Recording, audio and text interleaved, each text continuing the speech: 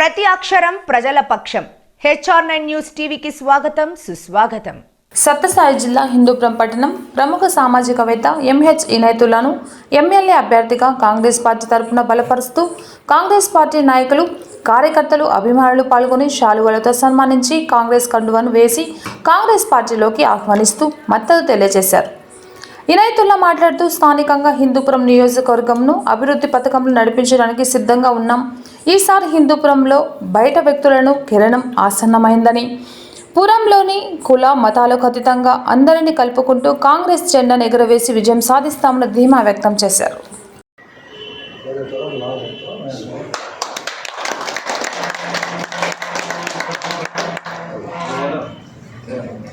भैया 2014 में भी कांग्रेस पार्टी से खड़े थे। जब से हमें भैया कहती थी तो बचपन से भी मेरे में कांग्रेस दीजिए, आगे भी कांग्रेस दीजिए। भैया के साथ ही नहीं जब भी हमें अब भी जा मीटिंग में हमें हर एक में भी साथ दीजिए। अब भी भैया सीट है, अल्लाह फैलते है भैया जीत की काम फुल हो पाए कांग्रेस पार्टी तरफ से मैं वातावरण जीता लेगी।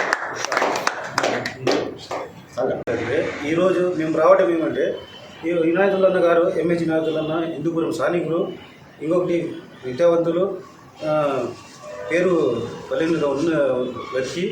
ఈరోజు మేము ఇనాయతుల్లన్న గారికి కాంగ్రెస్ పార్టీ తరఫు నుంచి ఆహ్వానం ఇవ్వడానికి కాంగ్రెస్ పార్టీలో గత 2014లో పనిచేయడం జరిగింది. అదేవిధంగా కాంగ్రెస్ పార్టీలోనే ఉంటూ ప్రజలకు సేవలు చేస్తూ కాంగ్రెస్ పార్టీ ముందు కూడా ఎంతోమందికి సేవలు చేస్తూ పెళ్ళిళ్ళు కానీ ప్రతి ముస్లింలు కులాలు అతీతంగా ఉంటూ ఈ కులం ఆ కులం అనకుండా అందరికీ అతీతంగా ఉంటూ అందరికీ సహాయం చేస్తూ ప్రతి కులానికి మద్దతు చేశారు. అదేవిధంగా ఇనాయతుల్లన్న గారు మన దేశ స్థాయి నాయకులు కాంగ్రెస్ పార్టీ నాయకులతో కలవడం కూడా జరిగింది. అది మేము చూసి మేము గమనించి కాంగ్రెస్ పార్టీ తరపు నుంచి మేము హిందూపురం కాంగ్రెస్ పార్టీ తరపు నుంచి ఈరోజు ఇనాయతుల్లన్న గారికి మేము పార్టీ గురించి మాట్లాడుకుని పార్టీలోకి మేము ఆహ్వానిస్తూ ఇది ఉన్నారు కానీ మేము ఆహ్వానిస్తూ ఇనాయతుల్లన్న గారికి మేము స్వాగతం మద్దతు ఇస్తాము. మనస్సు పూర్తిగా మేము ఆయనకు అండదండలుగా కలుపుకుంటూ ప్రతి గ్రామానికి ప్రతి పల్లెకి అన్ని వాడికి తిరిగి ఆయనకి గెలిపించుకుంటామని తెలుపుకుంటున్నాం. నిన్నటి రోజు మరి పాత్రికేయుల సమావేశంలో మరి సంఘ సేవకులు, కాంగ్రెస్ పార్టీ సీనియర్ నాయకులు ఇనాయతుల్లా అన్న గారు కాంగ్రెస్ పార్టీ తరఫున అభ్యర్థిగా పోటీ చేయాలనే ఆలోచన ఉంది. కాంగ్రెస్ పార్టీ అవకాశం ఇస్తే ఖచ్చితంగా ఈసారి 2014 కంటే బలంగా ప్రజల్లోకి పోయి ఘన విజయం సాధిస్తానని మీడియా సమావేశంలో ఏదైతే చెప్పినారో దానికి స్పందనగా ఈరోజు కాంగ్రెస్ పార్టీ నాయకులు, కార్యకర్తలు అందరూ మరి ఇనాయతుల్లా అన్న గారిని కలిసి ఆయనకు హిందూపురం కాంగ్రెస్ పార్టీ తరఫున సంపూర్ణ సహాయ సహకారాలు, తోడ్పాటు అందిస్తామని తెలియజేసేందుకు ప్రతి ఒక్కరు ఇక్కడికి రావడం జరిగింది. మరి ఇనాయతుల్లా అన్న గారు గత 9 నెలలుగా మరి ప్రతి ఒక్కరిని అంటే హిందూపురంలో మరియు హిందూపురం నియోజకవర్గంలో పల్లె ప్రాంతాల్లో ఉండే దాదాపు 138 మసీదుల్ని కవర్ చేస్తూ అక్కడ ఇదే విధంగా తన అభిప్రాయాన్ని వ్యక్తం చేసి అంటే హిందూపురంలో గత 40 సంవత్సరాలుగా పరాయి పాలకులు అంటే అప్పుడు బ్రిటిషర్లు దేశం పైన దండయాత్ర చేసి బానిసలుగా మార్చిన విధంగా హిందూపురాన్ని పరాయి పాలకులు అంటే ఇది ఒక పాలిచ్చే గేదెలాగా దీన్ని పరిగణించి హిందూపురాన్ని ఎవరెవరో వచ్చి తండ్రుల పేర్లు చెప్పుకొని తర్వాత బలప్రయోగంతో, ధనబలంతో, మదబలంతో వచ్చి ఇక్కడ హిందూపూర్ ప్రజల్ని ఒక మానసికంగా బానిసలను చేసి మరి ఇక్కడ ప్రజలకు ఏమాత్రం 40 సంవత్సరాలుగా ఎమ్మెల్యే ఇక్కడి కష్ట సుఖాల్లో కానీ, మంచి చెడులో కానీ, వరదల్లో కానీ, కరువులో కానీ, ఏ ఒక్క ఆపదలో కానీ ఇక్కడ స్థానిక ప్రజలకు అండగా లేడు. ఇది గత 40 సంవత్సరాలుగా హిందూపురం ప్రాంత ప్రజలకు ప్రతి ఒక్కరికి అనుభవమే. ఎందుకంటే ఇటీవల కరోనాలో కానీ ఎంతమంది చనిపోయినారు హిందూపురం ప్రాంతంలో, ఏ ఒక్క నాయకుడైనా స్పందించినాడా? మరి అదేవిధంగా వరదలు వచ్చా దాదాపు 2 సంవత్సరాలు ఇక్కడ మన కొట్నూరు చెరువుకు కానీ ఇక్కడ సూగూరు చెరువుకు కానీ ఎన్నో వరదలు వచ్చా ఏ ఒక్క నాయకుడు ప్రజల కష్ట నష్టాలు తీర్చింది లేదు. ఇక్కడ చాలామంది ఇల్లు మునిగిపోయి ఆకలితో అలమటించినారు. మరి ఇవన్నీ చూసిన తర్వాత మనకు అనిపించేది ఏమంటే, ఎప్పటికైనా మనకు స్థానిక నాయకత్వం అనేది ఏర్పడితే మనం అర్ధరాత్రి పోయి ఇంటి తలుపు తట్టవచ్చు. ఏదైనా కష్టం కానీ నష్టం కానీ మాకు ఇది ఉంది తీర్చాలి అని మనం బలంగా డిమాండ్ చేసే హక్కు కూడా మనకు ఉంటుంది. ఇప్పటికైనా హిందూపురం ప్రాంత ప్రజలు మరి మరొకసారి ఆలోచన చేసి, మరి ఆల్రెడీ తనకు రాజకీయ ఉద్దేశాలు లేనప్పుడే తనకు వచ్చే ప్రతి రూపాయలో సగభాగం తీసిపెట్టి మరి దాదాపు 10 సంవత్సరాల కరువు ప్రాంతంగా మనకి భారత ప్రభుత్వం ప్రకటించిన 2004 నుంచి 2014 లోపలే ఇనాయతుల్లా అన్నగారు మరి ఇక్కడ పెళ్ళిళ్ళు చేయలేక తల్లిదండ్రులు మరి ఆడబిడ్డల్ని ఒక ఎదపైన భారంగా పరిగణిస్తున్న తరుణంలో కూడా ఆయన ఈ ప్రాంత ప్రజల సమస్యను గుర్తించి మరి వేలాది పెళ్ళిళ్ళు అంటే కుల మతాలకు అతీతంగా, మరి ఆయన ముస్లిం అయినప్పటికీ ముస్లిమ్స్ కంటే హిందువుల యొక్క సమస్యల్ని, రైతుల యొక్క సమస్యల్ని గుర్తించి వాళ్ళ ఇంట్లో ఆడపిల్లలు భారం కాకూడదు, వాళ్ళకి అప్పుల పాలు కాకూడదు, ఆత్మహత్యలు చేసుకోకూడదు అని ఆయన ఎంతో మానవత్వంతో ఆలోచించి ఆ రోజు స్పందించి ఆయన చెమట ఓడ్చి ఆయన రక్తాన్ని చెమటగా మార్చిండే సంపాదనతో వచ్చిన డబ్బుతో ఆ రోజు మరి వేల మందికి ఆడపిల్లలకి ఘనంగా పెళ్ళిళ్ళు చేసి వాళ్ళను ఇంటి వాళ్ళని చేసి వాళ్ళు ఈరోజు సుఖ సంతోషాలతో బతికే విధంగా అప్పుల పాలు కాకుండా ఆత్మహత్యల పాలు కాకుండా మరి కాపాడినాడు. అదేవిధంగా ముస్లిమ్స్ కూడా, ముస్లిం సమాజంలో చాలామంది చదువుకోని వాళ్ళు అంటే దినసరి కూలీలే ఉన్నారు. వాళ్ళకు కూడా మరి కరోనా కాలంలో కావచ్చు, అంతకుముందు కరువు కాలంలో కావచ్చు, వాళ్ళు కూడా దాదాపు వాళ్ళకు కూడా ప్రతి సంవత్సరం 100 పెళ్ళిళ్ళు చేసినారు.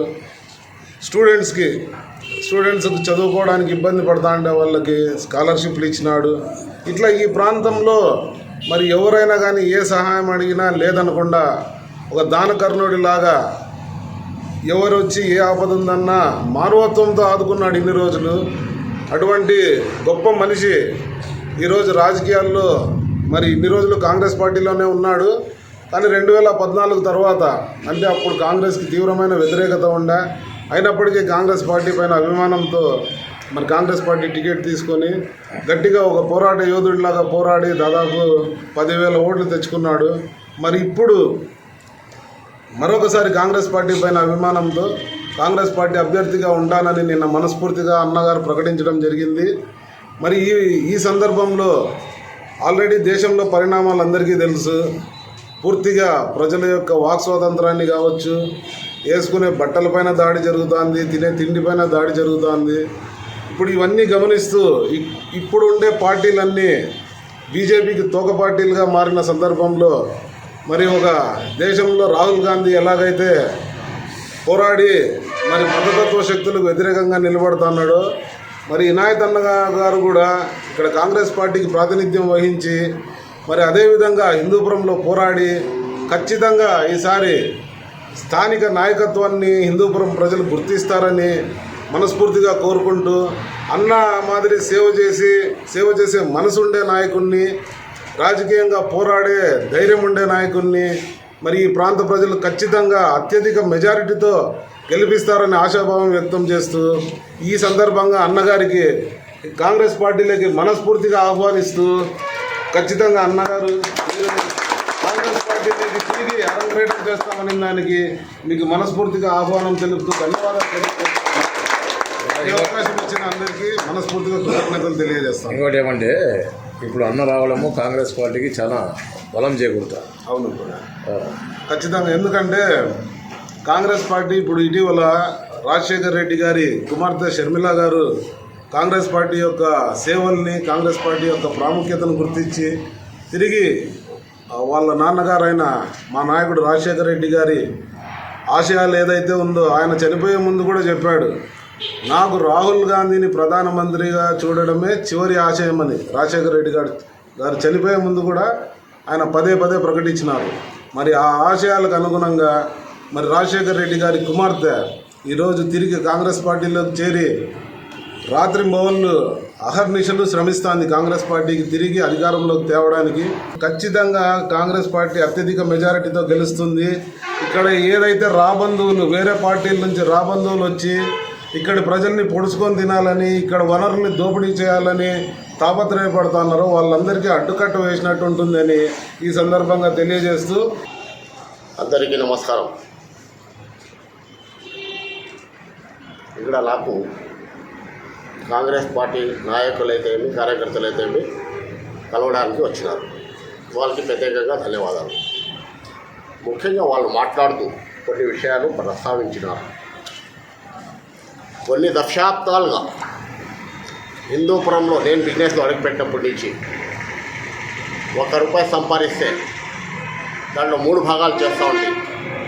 ఒక భాగము బీద ప్రజలకు, ఇంకొక భాగము సేల్ ట్యాక్స్, ఇన్కమ్ ట్యాక్స్, ఇంకోటి అనుకున్న మెయింటెనెన్స్కి, ఒక భాగం నా ఇంటికి పెడతా ఉంది. ఇది వాస్తవం. అయినా దాని గురించి చెప్పాలంటే ఏదో భగవంతుడు మెచ్చుకుని నాకేదో ఆయన ఆశీర్వాదం చేసుకునే పని చేశానే కానీ ఈరోజు అదే తీసుకొని వచ్చి నేను ఓట్లు అడిగేదానికి నాకైతే ఇష్టం లే. ఎందుకంటే మనం మానవ సేవ అన్నారా లేదా పెద్దోళ్ళు? ఆ సూత్రం పాటించేవాడు ఇనాయతుల్లా. అయినా ఇప్పుడు చెప్పాల్సిన సమయం ఉంది కాబట్టి చెప్తాను. జరిగిండాయి 2014లో నేను పోటీలోకి వచ్చాను కాంగ్రెస్ పార్టీలో. ఆ టైంలోనే భగవంతుని దయ వల్ల 8,000 చిల్లర పైకి ఓట్లు నాకు వచ్చినాయి. అది స్వచ్ఛంగా ఎంహెచ్ నాయకులని చూసే ఓట్లు వేసినారే కానీ పార్టీ పరంగా అయితే రాలేదు. అయినా నేనైతే ఒక స్థానికుడిని. దయవించి ఈతూరి మీరు అర్థం చేసుకొని, ఎందుకంటే 40 ఏళ్ళ నుంచి మేము చూస్తున్నాము. ఏం చూస్తున్నాము, ఏం చేశారు అంతా తెలుసు. ఇప్పుడు మనం కష్టపడాల్సినది ఎలక్షన్ కోసము. ఆ భగవంతుడు నాకు ఒకటి కలిగించినాడు. ఆయనకి రుణపడి ఉంటాను నేను. ఎందుకు నా గూటిలోనే నేను ఉండాలని చెప్పి తీర్మానం ఆయన చేస్తాడు. నేను చేసినది కాదు ఇది. నేను చేస్తానా? ఆయన తీర్మానం చేస్తాడు. ఇప్పుడు నాకు సంతోషం ఏమవుతా ఉంటే ఒక్కటే సంతోషం. ఆ పార్టీకి మారా, ఈ పార్టీకి మారా అని జనాలు చెప్పకుండా దేవుడు కాపాడినాడు. చాలా సంతోషం.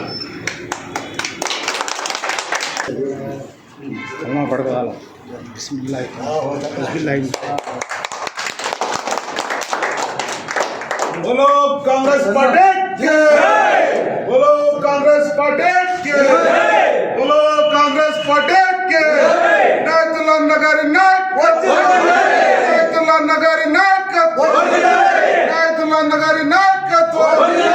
जय कांग्रेस, जय कांग्रेस, जय कांग्रेस।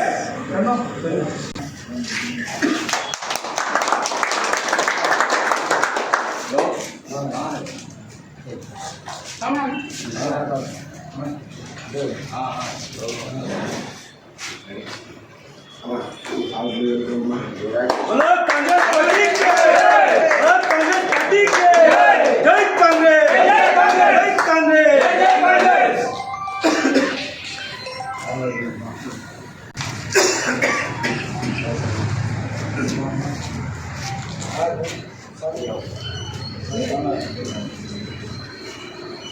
Hi,